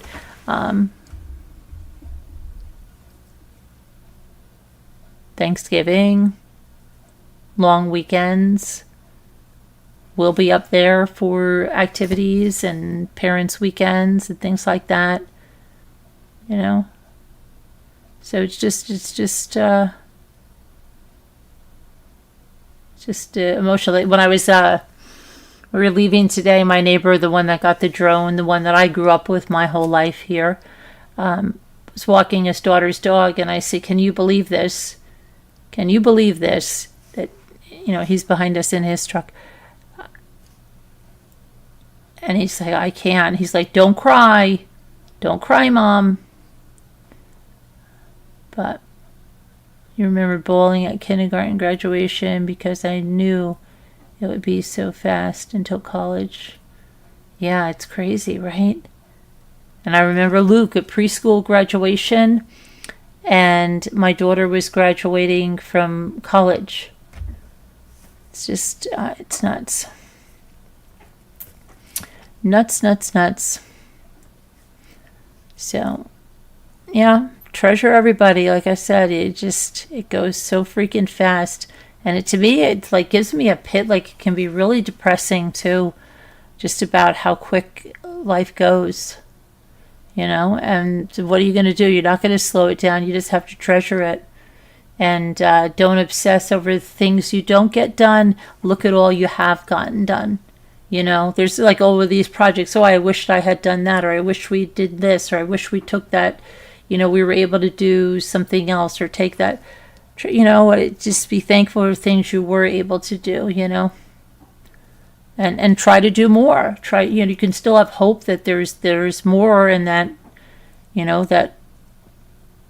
that we will have many more years with the people we love. We can hope and do our best to take care of ourselves to do that, and just pray that that's what we have. But none of us are promised tomorrow, none of us. And it doesn't matter how old we are, we see it all the time. You see children, babies dying, accidents, horrible things, and so none of us are promised. We just have to really treasure every moment, live in the moment, just like God wants us to do. Stop worrying all the time about tomorrow. And that's what I try to do, especially when I get into my own head about like how much time do we have. It's just like, stop worrying about that, because live in the present. And I mean, this week alone we went to see 2 waterfalls, and that was spectacular. And I want to live more like that, So, you only get 18, yeah, right? Well, you do get more. I mean, you do. Because even when he comes home, that's still, like, he's not married. Like, I don't think he'll be married and out of the house. He'll still be here, you know what I mean? And, I still get to do things with Michael and Gia, my daughter and stuff. But, yeah. And so you get that, but I mean, just like more that I have to tell myself, like, stop worrying. Like, that's what I'm telling you about. There's award shows and stuff. It just shows how quick life goes. So I don't want to, the thing that helps me is like, just don't even worry about that. Worry about right now because that's the only thing you can do, is something right now, just like how this week we went to see those waterfalls. It was beautiful. Worry about making more of those memories, living in the moment, just doing it. And that's what I want to do, yeah. Just stop worrying like, oh, I didn't get this like done, or that. Just don't, because that only stresses you out. It stresses me out, you know. I'm literally crying for you, I promise. Though the best is yet to come, every year just gets better and better. Signed, Pretending. Pretending? I don't think that says pretending, right? I have to get my glasses.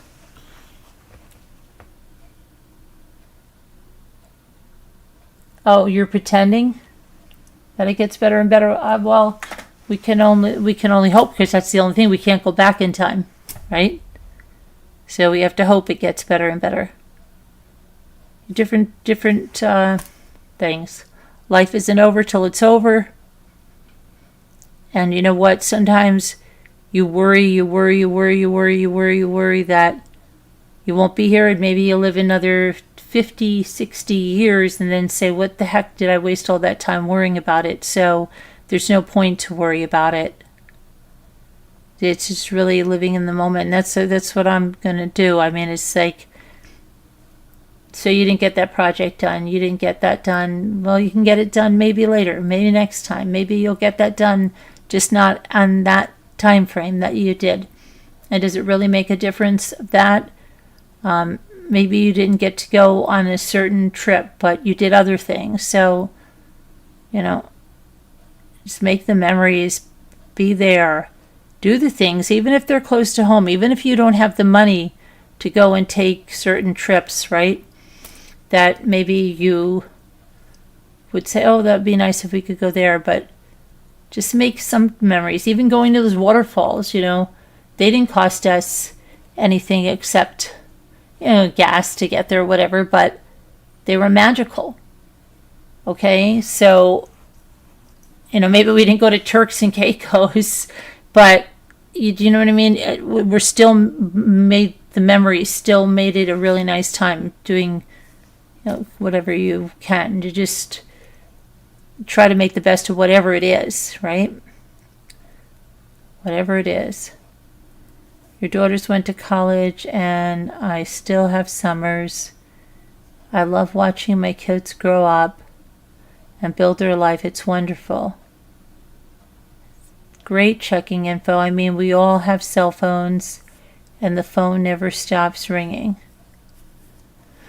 Yeah.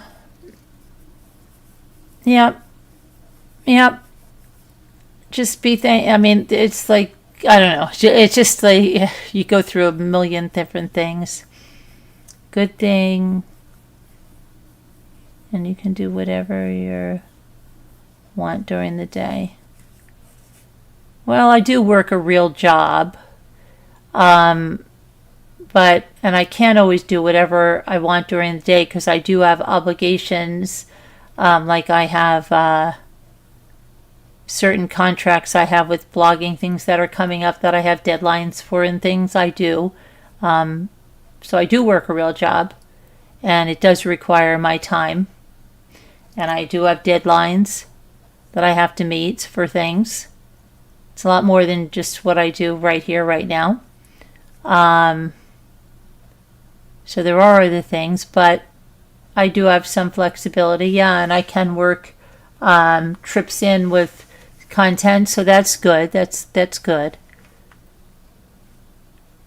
And one of my,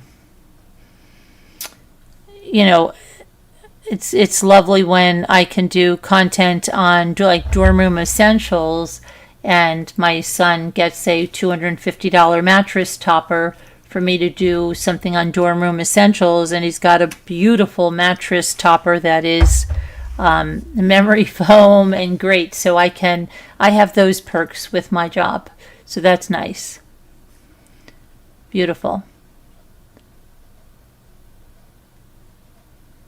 My parents are deceased before my two youngest children were born. Checking, so I get that, and I don't take anything for granted. I say that all the time. Life's a gift. Don't waste it.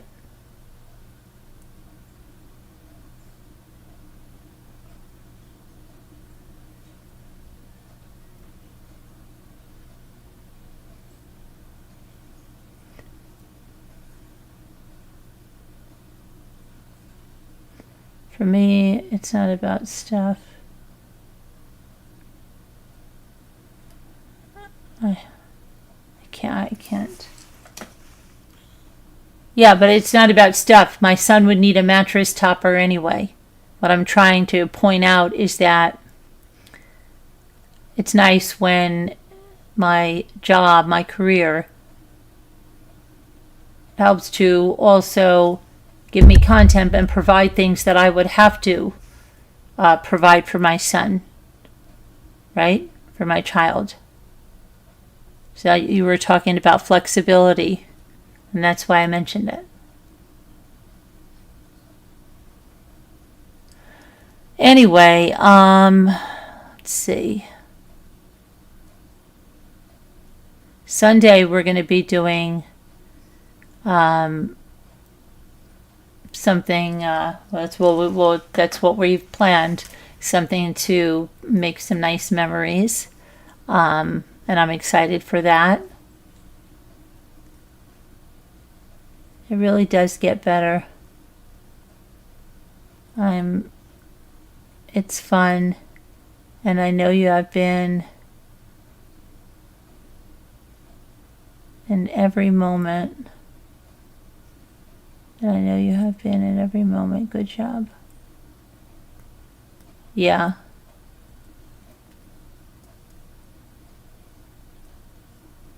I'm not telling you checking info, I'm just saying it. Well, that's wonderful that you don't fear death. There other people do.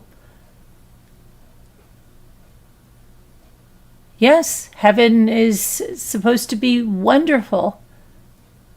Absolutely wonderful, right? My son's there. My parents are there. I have a lot of family there.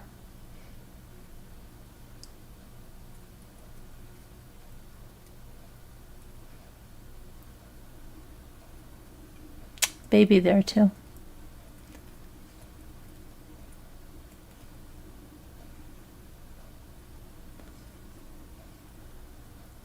I'm just expressing some of my emotions, checking info. I'm not saying anything other than my emotions, my thoughts, mommy ramblings. That's what this channel is. It's my ramblings. Right? Right?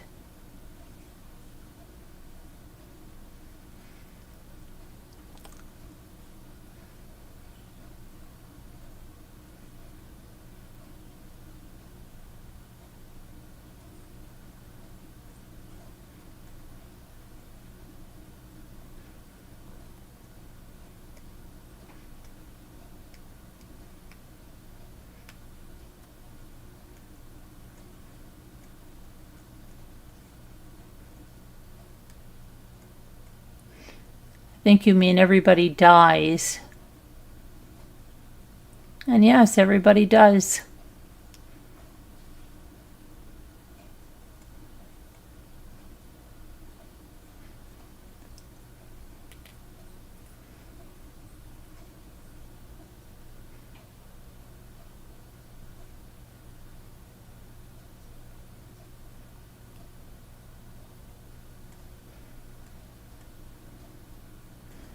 Anyway, let's see what's going on here. Thank you. All right, Maywise. Let's do the word cookies. Let's do the daily puzzle. Get our mind on something a little different right now. Sometimes you could use a distraction, right? Keep our minds sharp. We'll do the daily word puzzle. Daily word puzzle. Okay.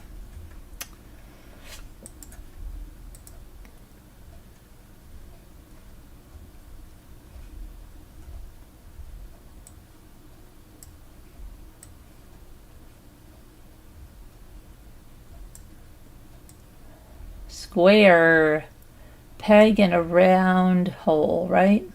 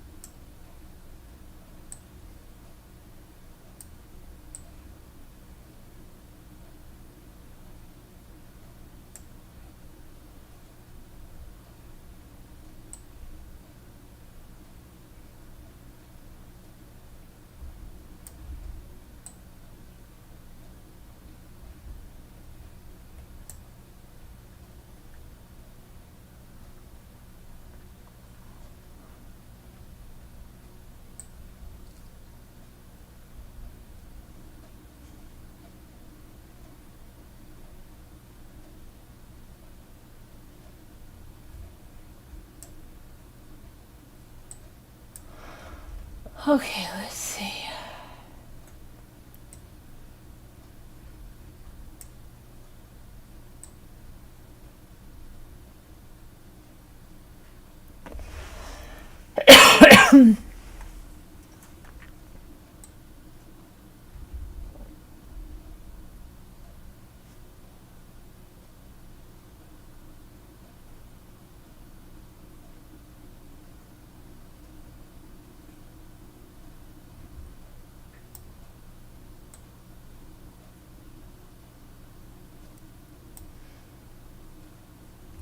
User, and users, that's good. All right. Very good.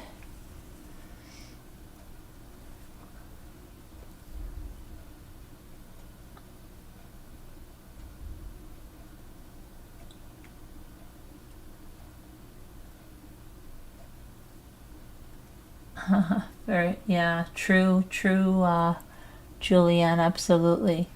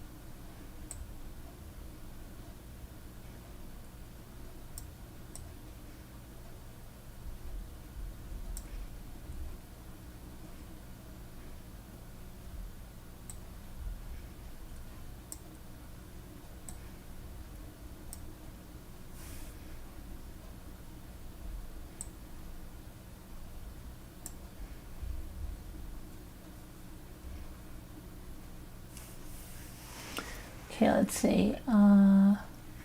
Ears, that's a good one.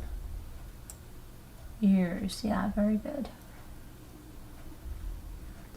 Ears.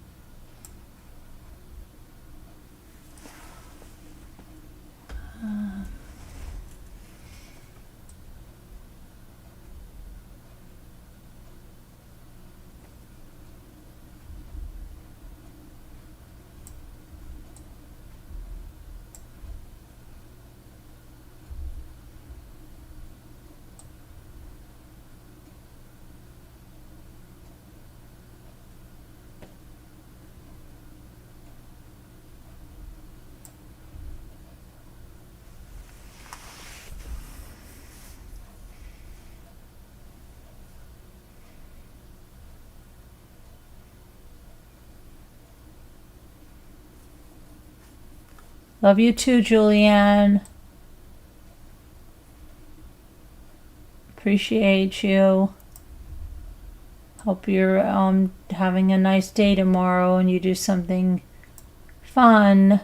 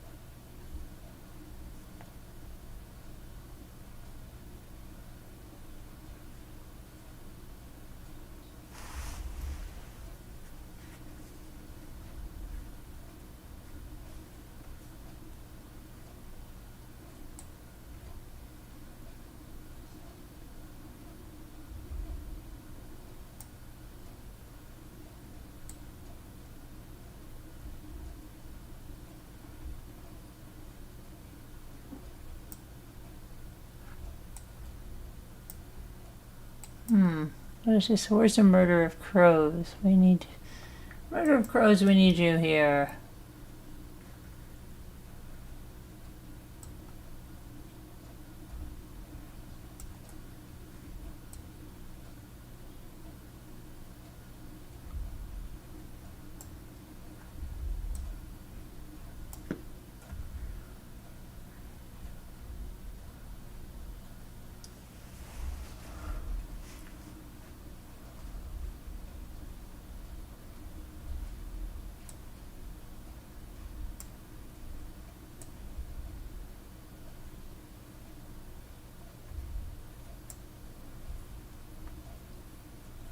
Huh.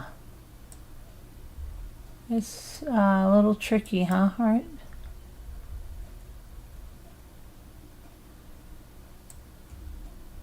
Oh, I know. This has got to be urea, right? Yes, I got that one.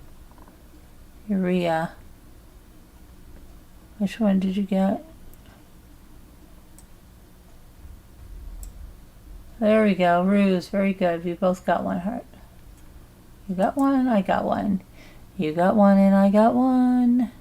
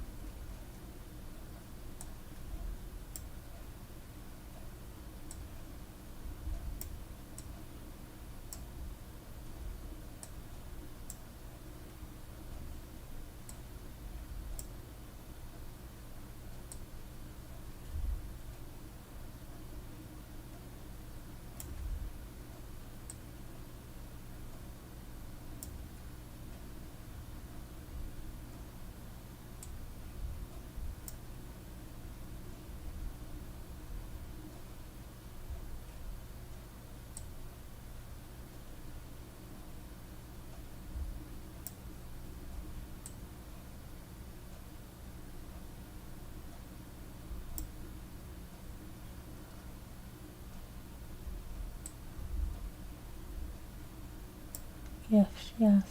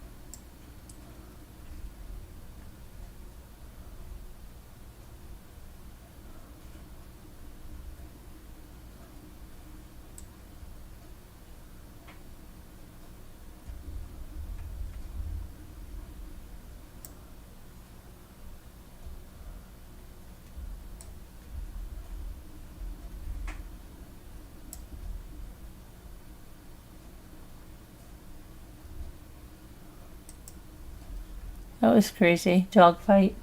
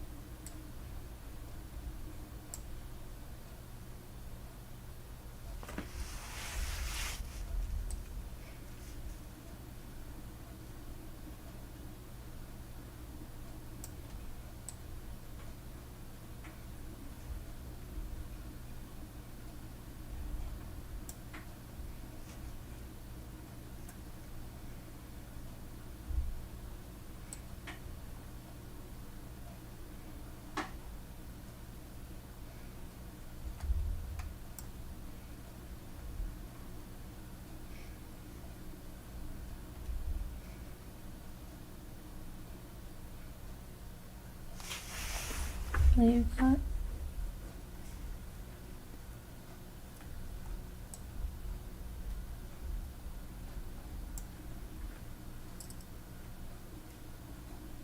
Try. See.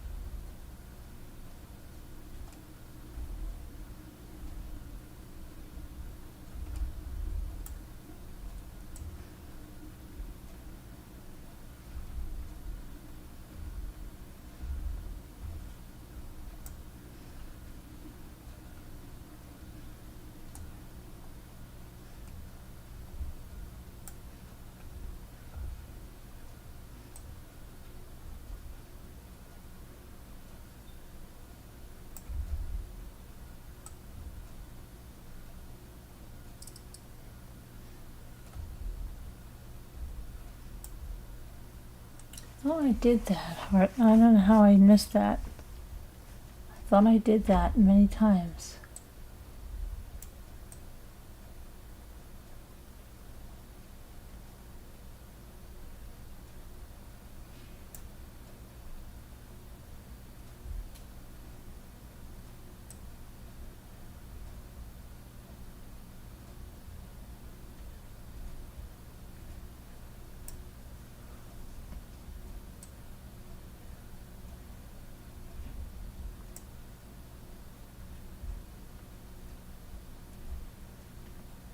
Special play, we haven't had this in a long time.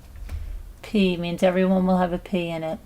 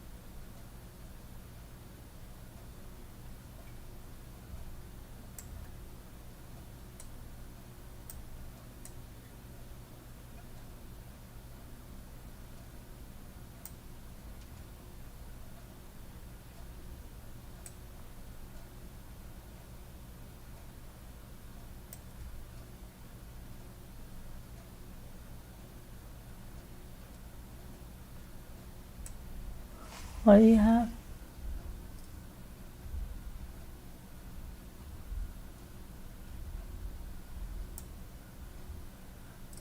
Very good.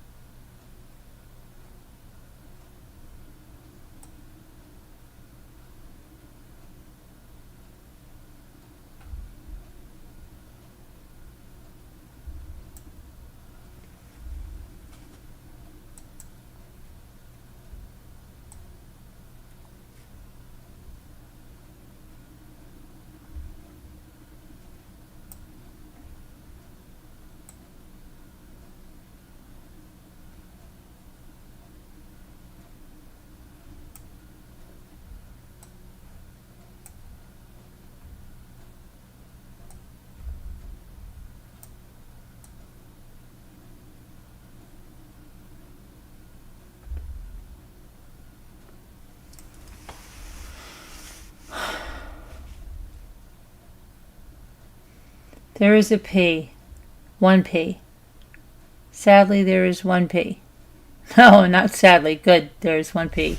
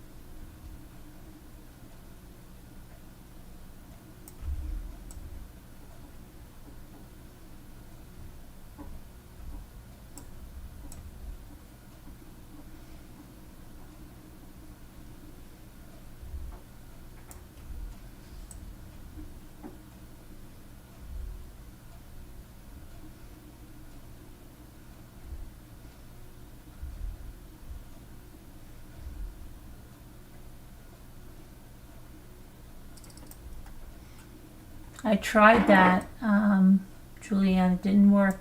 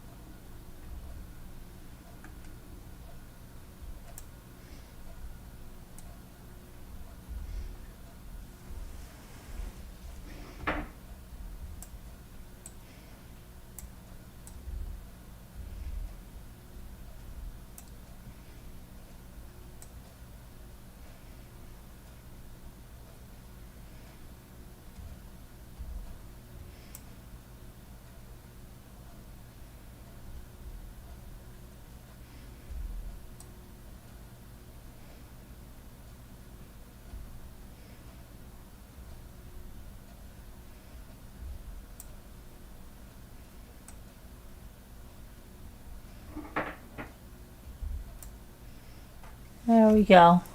Oh, you got them too, Heartmaid wise. I just got them as well. Isn't that crazy? We both don't have them for a long time, then we get them at the same time. Crazy.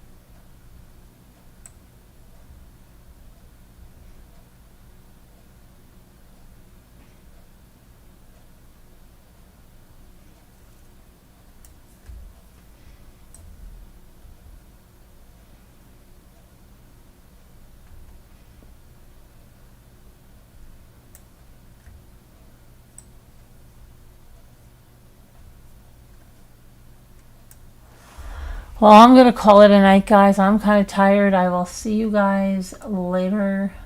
We're going to have another members live probably Sunday night to talk about more stuff that's going on.